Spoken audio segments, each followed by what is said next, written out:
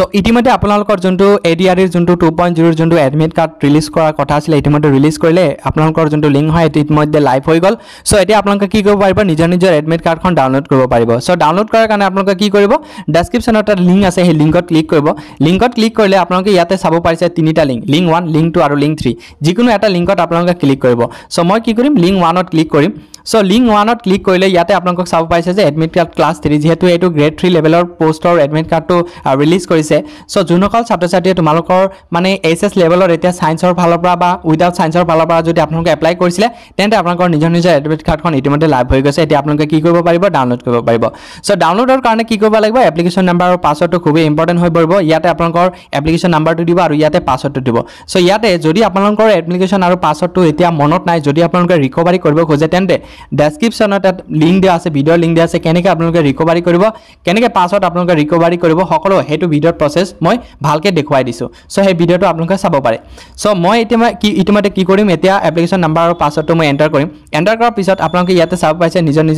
যোনটো এডমিট কাৰ্ডখন এনেকুৱা শো হ'ব সো এডমিট কাৰ্ডৰ আপোনালোকৰ যোনটো কোনটো পোষ্টত এপ্লাই কৰিছে ইয়াতে শো হ'ব বাকি আপোনালোকৰ এক্সামিনেশন চেণ্টাৰটো ক'ত পৰিছে বাকি সকলো ইয়াতে আপোনালোকক চাব পাৰিব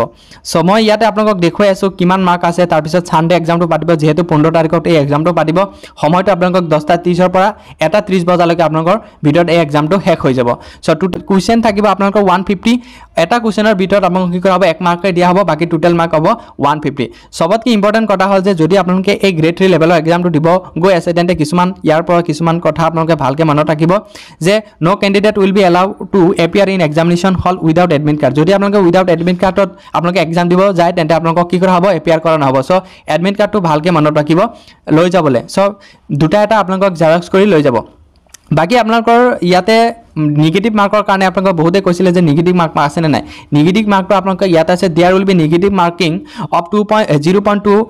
2.5 মাৰ্ক পাৰ কোৱেশ্চন যদি আপোনালোকে এটা কোৱেশ্চন যদি আপোনালোকে ভুল কৰি পেলাই তেন্তে 0.25 মাৰ্ক এটা কি কৰা হ'ব ডিডাক্ট কৰা হ'ব আপোনাৰ আনসাৰ কৰিব সেই উদ্ধ আনসাৰৰ পৰা আপোনালোক কি কৰা হ'ব 0.25 মাৰ্ক এটা ডিডাক্ট কৰি দিয়া হ'ব সো ভালকে আপোনালোকে যোনটো আনসাৰ একেবাৰে শুদ্ধ হয় যোনটো আপোনালোক একেবাৰে শিওৰ হয় সেই আনসাৰ দিবলৈ চেষ্টা কৰিব বাকি এনেকৈ আপোনালোকে এডমিট কাৰ্ডখন ডাউনলোড কৰিব সো ইমান এটা সৰু ভিডিঅটো ভাল লাগিল চেনেলটো সাবস্ক্ৰাইব কৰিব বেল আইকনটি অল কৰি দিব যাতে সকলো ধৰণৰ নটিফিকেশ্যন ভিডিঅ আপোনালোকে অতি সোনকালে পাই যায়